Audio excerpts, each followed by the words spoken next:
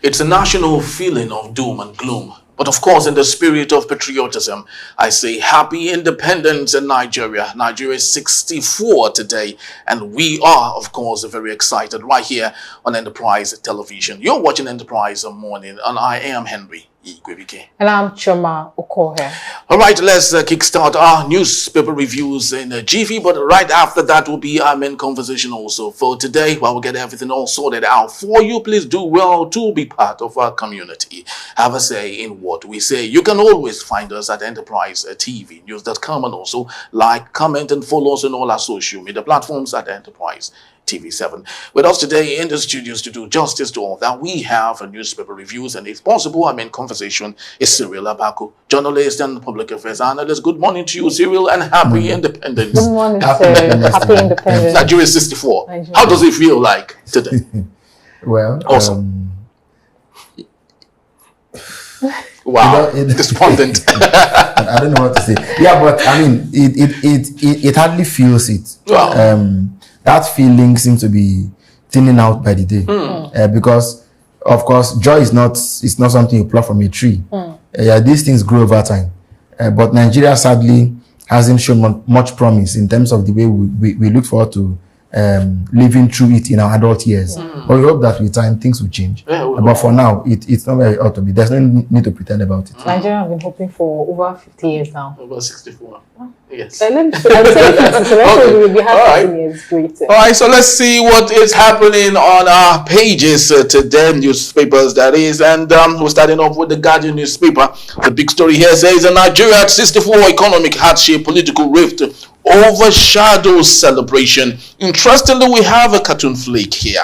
Very, very funny one. We have a politician, of course, a pot-bellied politician with a big chunk of food, you know, within his reach, and right there you still see him with a string, you know, trying to get that belongs to an average Nigerian who is holding on to the green, white, green balloon of Nigeria at 64. And he's also sitting down on a bag of money. A bag of money, yes, interestingly. And he just said something here. We are working hard, be patient and grateful. Learn to pray and fast for national development. Cyril Abaku, you know, we are a prayerful country. How much of prayer do we really need to salvage this country? No, they also added fast and pray. Fast and pray. Yes.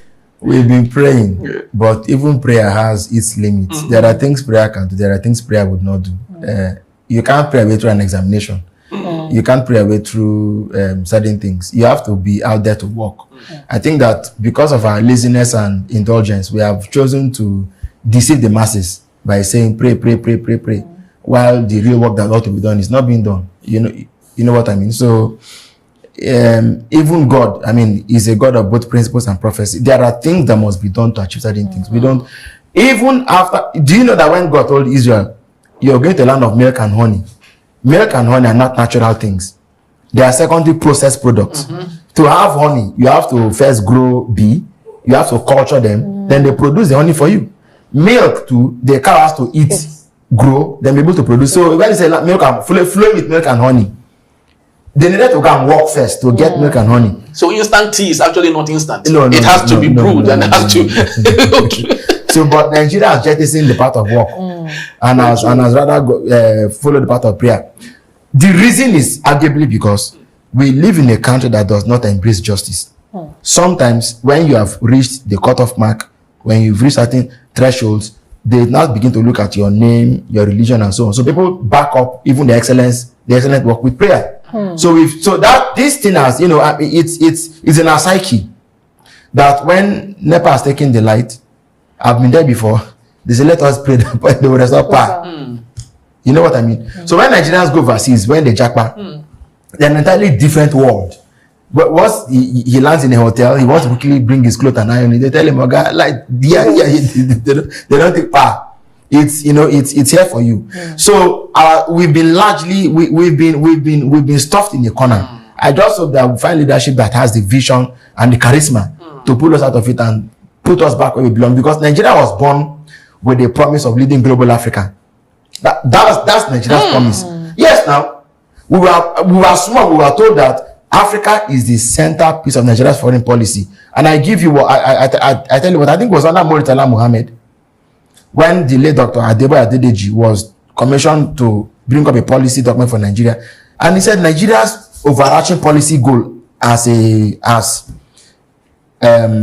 in the Committee of Nations would be to defend the black man's interest anywhere in the world. This was why we hosted first act in 77. Global Africa, the world's blacks, America, the Caribbeans, all the Papua New Guinea, South Africa, they all came. Makeba was here. Makeba, she sang here.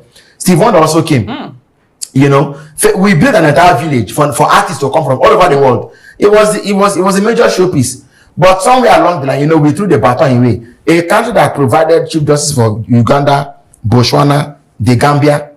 At a point, it was as if anything the black man needed just turned to Nigeria. So that was the point. The nickname Giant of Africa. It came from as early as 1961. Nigeria was fighting for black Africans to be free. The likes of Robert Mugabe, Mugabe, they came to Kaduna to come and learn warfare. Julius Nyerere. Most of them, look, Mandela lived in Yaba, in the house of Chief Mbazulika Mechi. Okay. Wow. The Tabumbeki and they all came to Nigeria to come and seek succor and refuge. South Africans came to Nigeria on free scholarship, on scholarship to come and learn. The day they freed Mandela, or was it the day South Africa was sent into office? Nigeria declared public holiday. Say, you know, finally South Africa is free. Was it not was it Sonny Okosun, the Igbo musician? I can't remember his name. Some that turned his own music career to South African liberation song singing. We've done it before over the years. Like I said, we liberated Liberia, liberated Sierra Leone.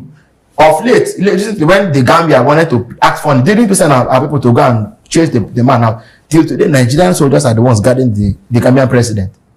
His brigade guard, they are Nigerians.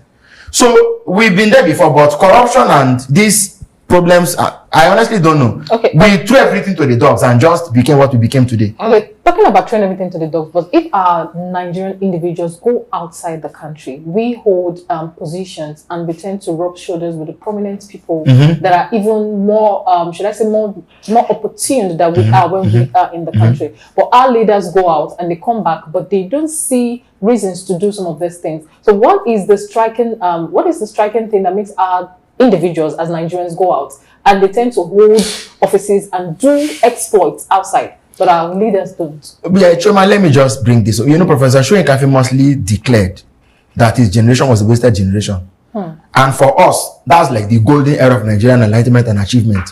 Chena Achebe, Gabriel Okara, JP Clark. Now, his generation, what time or what duration time are we talking about? Let's look at the generation that obtained independence for Nigeria. In the manner of speaking. Okay, from the 60s, 1960s. Well, the active years were from the 60s down to the maybe, let's say, mid to late 90s, actually. Oh, okay. That's their generation. Because a generation is 30 years, right? So from the 60s right down to the 1990s. I mean, we won a Nobel Prize. We were Africa's leader. We were the bellwether country for African affairs. Okay? African countries usually send their best diplomats to Nigeria. Jamaica, you can talk of all of them. Are you even aware that it was the great Pan-Africanist Kwame Nkrumah? It was Nnamdi Azikiwe that mentored him. Yes, when he went after schooling in America, he came to Ghana. He went to Ghana. Nkrumah said, "Oga, Zik took him to the school to the same university he attended. He gave him the recommendation. Nkrumah, Ozuma Mbadiwe, Mbono Ojike, and I think was it one for or one of them. He sent all of them to the university, to the same school where he had, after being a student, had become the HOD of political science, and then had been roommates with Thurgood Marshall. You see, our history, it is a painful thing that when we look back at, it's as if our best are behind us. It shouldn't be. All of these men were talking about their chambers and co. All attained their greatness working in Nigeria. But today, the second generation of Nigerians who are doing great things are doing it outside of Nigeria. Okay? So the question is, what is wrong with and all the sectors government is not involved in? If you check, we're doing very well. True. Music, entertainment. It could be argued that Nigerian musicians are the best in the world today, and that argument could fly. So they're the best brand ambassadors of the country now. Exactly. Now, Nollywood too is doing well. Fairly well. Government is not involved in it. And the arts, Do you know that the former Queen of England, the one that passed, Benewon was the first black man she posed for.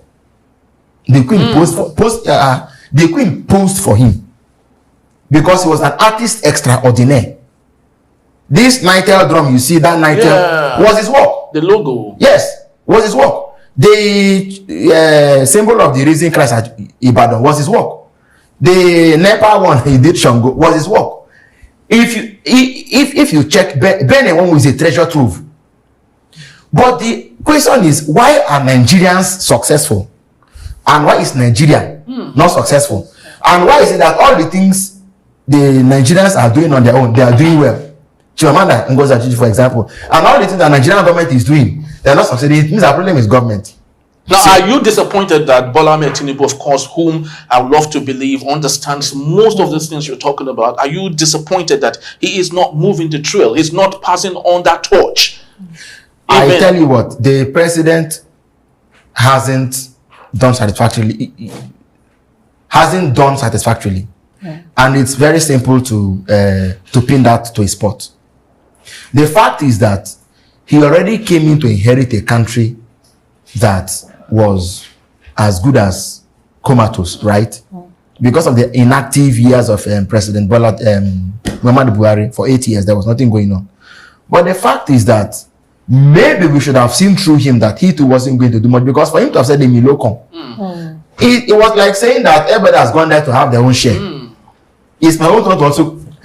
But again, Tinubu is always put to us with a frontispiece of somebody who understands the issues, who is enlightened, who even fought against bad government and so on.